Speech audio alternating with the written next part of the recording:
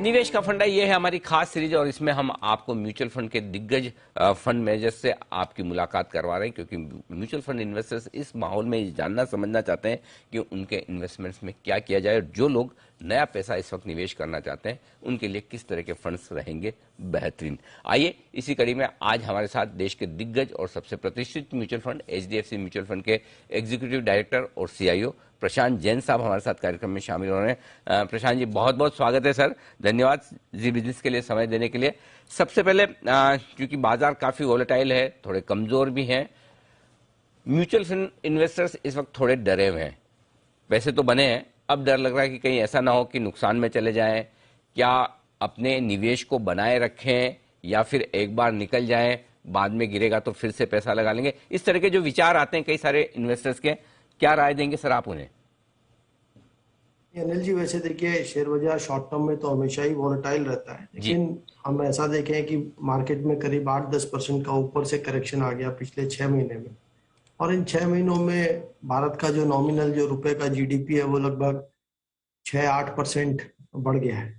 तो इसको अगर हम दोनों को ऐड करें तो इसका ये मतलब है कि जो market cap to GDP Bharat का था वो ऊपर से लगभग 15% कम हो चुका है। तो मेरे हिसाब से ये एक अच्छा करेक्शन है। इसको चाहे हम रशिया यूक्रेन में जो हुआ वो कारण माने, कारण कुछ भी हो, लेकिन मेरे ख्याल से यहाँ पर जितना हमको अगले 3-6 महीने में इन्वेस्ट करना है उसका एक भाग यहाँ इन्वेस्ट करने में कोई दिक्कत नहीं है। बट ये बात भी सही है कि बाजार बहुत सस्ता नहीं है और इसमें एक सामान्य रिटर्न की हमको अपेक्षा रखनी चाहिए 3 से 5 साल की अवधि में। तो रीजनेबल है मार्केट, न बहुत सस्ता न बहुत महंगा, और ऐसे में बहुत ज्यादा पैसा तो नहीं बनेगा। लेकिन फिर ऐसे में जो नए निवेशक पैसा लगाना चाहते हैं प्रशांत जी, उनके लिए क्या स्ट्रेटेजी होनी चाहिए? क्या बड़ा पैसा लगाने का वक्त है या टुकड़ों टुकड़ों में धीरे धीरे करके लगाएं? क्या स्ट्रेटेजी सही रहेगी सर? अनिल जी देखिए, इक्विटीज की खूबसूरती ये है कि इसमें एक सामान्य रिटर्न जिसको हम 12 से 14% साल का बोलते हैं, ये भी हम यदि 5-10 साल के लिए लगाएं तो ये बड़ी राशि बन जाती है। तो इक्विटीज जो है इनकी जो रियल स्ट्रेंथ है, जो रियल ताकत है, वो लॉन्ग टर्म इन्वेस्टर को ही उससे लाभ मिलता है क्योंकि कंपाउंडिंग करने में उतना समय लगता है। और जो भारत की अर्थव्यवस्था है उसका आउटलुक मेरे ख्याल से काफी अच्छा है। और जैसे हमारे यहाँ आप 10 साल पहले जाके देखिए तो बहुत सारे सेक्टर्स में रेगुलेटरी चैलेंजेस होते थे। अब इस प्रकार की कोई न्यूज़ हम नहीं देखते हैं। तो बिजनेस करने का माहौल अच्छा है और काफ़ी रिफॉर्म्स हम कर चुके हैं। प्राइवेट सेक्टर का केपेक्स भी रिवाइव होना चाहिए। तो मेरे ख्याल से और जो महंगाई बढ़ी है, इन्फ्लेशन, ये एक इक्विटीज के में जो निवेश करते हैं उनके लिए एक पास थ्रू है, क्योंकि जितना इन्फ्लेशन बढ़ा मतलब कंपनीज की सेल्स भी उतनी ही बढ़ेगी। तो मेरे ख्याल से सामान्य रिटर्न का मतलब यह है कि जो नॉमिनल जीडीपी ग्रोथ है उतना ही हमको अपेक्षा रखनी चाहिए, 12-14% साल का। बट लंबे समय में ये एक अच्छी ग्रोथ देता है। बिल्कुल ठीक बात है सर। अच्छा, मार्केट पर आपसे व्यू लेना चाहता हूँ। ढेर सारे ग्लोबल फैक्टर्स हैं जो हमारे बाजारों को प्रभावित कर रहे हैं, उसके ऊपर एफआईएस की बिकवाली भी है। आप तो वैसे डटकर मुकाबला कर रहे हैं, काफी पैसा हमारे म्यूचुअल फंड्स लगा रहे हैं, शायद यही वजह कि हम बड़ी गिरावट से अभी तक बचे हुए हैं। बताएं सर, क्या व्यू है इस वक्त मार्केट पर? अनिल जी, आपने एकदम सही कहा और मेरे 30 साल के अनुभव में ये पहली बार हुआ जबकि इतनी बड़ी सेलिंग एफआईएस की देखी गई, लेकिन बाजार में ज्यादा असर नहीं पड़ा। तो आई थिंक ये एक इक्विटीज जो है ये एक मेन लाइन एसेट क्लास बन चुका है इंडिया में, both for direct investments and through mutual funds, insurance companies.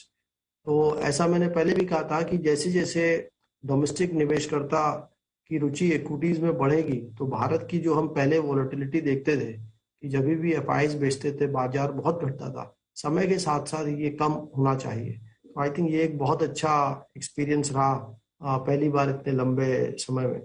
जहां तक रशिया यूक्रेन का सवाल है, मेरे ख्याल से इसका हमारी अर्थव्यवस्था पे, हमारे बाजार पे कोई विशेष फर्क नहीं पड़ेगा, क्योंकि मेरा ऐसा मानना है कि रशिया से जो मेन वर्ल्ड को फर्क पड़ता है वो है ऑयल के एक्सपोर्ट पे। और हो सकता है एक या दो देश उसको नहीं खरीदें, लेकिन विश्व के बाकी देश ऑयल उनसे खरीदेंगे। तो उसमें सोर्स और डेस्टिनेशन का थोड़ा फर्क फेरबदल हो सकता है विभिन्न देशों में, बट नेट नेट मुझे लगता है कि ऑयल सप्लाई स्पेस का कोई विशेष फर्क नहीं पड़ेगा। आने वाले कुछ हफ्तों कुछ महीनों में मुझे लगता है कि जब रशिया में ये हेडलाइंस बनना बंद हो जाएंगी तो वापस से हमारा जो फोकस है वो US interest rates, US inflation पर ही आ जाएगा। ठीक बात है। तो ये आपके लिए पूरा का पूरा आउटलुक। अब सर एक चीज है कि दो अलग अलग तरह के बिजनेसेस है। एक वो बिजनेस है जो अंतर्राष्ट्रीय बाजारों से और अंतर्राष्ट्रीय माहौल से प्रभावित होने वाले हैं, दूसरे हमारे अपने हिंदुस्तान के इकोनॉमी से, हमारे बाजारों से जुड़े हुए हैं। ऐसे में निवेशक ये जानना समझना चाहते हैं कहाँ पैसा लगाना सेफ है, ये बताइए सर। देखिए, मेरे ख्याल से इसको एक बहुत जनरल तरीके पे तो नहीं देखना चाहिए, क्योंकि एक्सपोर्ट्स के अलग अलग बिजनेसेस होते हैं, डोमेस्टिक के भी अलग अलग बिजनेस है।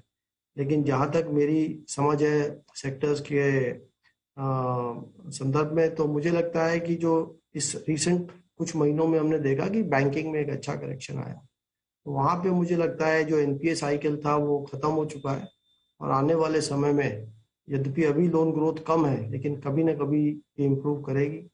और तो मुझे लगता है बैंकिंग एक अच्छा सेक्टर रहना चाहिए, इसके वैल्यूएशंस भी रीजनेबल है। मैं थोड़ा कॉशियस हूँ व्यक्तिगत रूप में कंज्यूमर सेक्टर पे, क्योंकि महंगाई से थोड़े हाउस होल्ड्स के बजट को दिक्कत आ सकती है, उससे थोड़ी डाउन ट्रेडिंग हो सकती है, वॉल्यूम ग्रोथ कम हो सकती है। और कमोडिटीज में हमने जो बहुत ज़्यादा इन्फ्लेशन देखा, इससे कुछ समय तक एक मार्जिन पर भी प्रेशर रह सकता है। और ये सेक्टर के पी मल्टीपल्स भी काफ़ी अधिक है। बिल्कुल परफेक्ट है। तो बैंकिंग सेक्टर काफी मजबूत और अच्छा नजर आ रहा है, प्रॉमिसिंग दिख रहा है।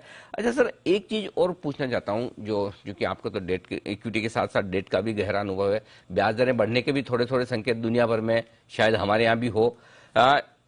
फिक्स इनकम और इक्विटी दोनों का मिक्स किस तरह से रखा जाए? क्या इस वक्त बैलेंस फंड टाइप के या फिर फिक्स इनकम में पैसा लगाना ठीक है? उसके बारे में क्या राय है आपकी? फिक्स इनकम का जो मेरा मानना है कि फिक्स इनकम एक ऐसा इन्वेस्टमेंट है जहां का हमारा मेन जो पर्पस है वो होता है सेफ्टी। और फिक्स इनकम में हमको ज्यादा रिस्क नहीं लेना चाहिए, क्योंकि इसमें अधिक रिस्क लेने पर भी जो इंक्रीमेंटल रिटर्न है वो बहुत कम होता है। तो इसका मेन पर्पस मेरे हिसाब से है कि हमारे पोर्टफोलियो के रिस्क को ये कम करता है। और इक्विटीज में यदि हम रिस्क लेते हैं, मतलब इन्वेस्ट करते हैं, तो शॉर्ट टर्म में रिस्क ज्यादा है, लेकिन लॉन्ग टर्म में इक्विटीज में रिस्क कम होता है और रिटर्न ज्यादा आता है। मेरे समझ में हमको अपने राशि को, अपने धन को दो भाग में बांटना चाहिए। एक को हम रिस्क कैपिटल कह सकते हैं, एक को सेफ कैपिटल। रिस्क कैपिटल जो हम 3-5 साल के लिए नहीं चाहिए, जिसपे हम वॉलेटिलिटी टॉलरेट कर सकते हैं, वो हमको इक्विटीज में इन्वेस्ट करना चाहिए। और सेफ कैपिटल को फिक्स्ड इनकम में। अब ये कौन कितना करेगा, ये तो एक बहुत व्यक्तिगत इशू है। और मैं इतना ही कहूंगा कि क्योंकि ब्याज की दरें बढ़ने के पूरे आसार लगते हैं, तो इसलिए डेट में हमको लॉन्ग ड्यूरेशन फंड्स में अभी निवेश नहीं करना चाहिए, ऐसा मेरी समझ। ये है आपके लिए बिल्कुल क्लियर कट राय कि इक्विटी में ही लगाएं, धीमे धीमे पैसा लगाएं। ब्याज दरें बढ़ने की संभावना है तो डेट में आपको उतना अच्छा पैसा मिलेगा नहीं, लेकिन अगर आपका पुराना निवेश है तो बने रहे, रिटर्न की उम्मीद थोड़ी सी कम कर लें। ये मानना है प्रशांत जैन साहब का। प्रशांत जी, बहुत बहुत शुक्रिया सर हमारे लिए समय देने के लिए और अपनी बहुमूल्य राय हमारे दर्शकों के साथ शेयर करने के लिए।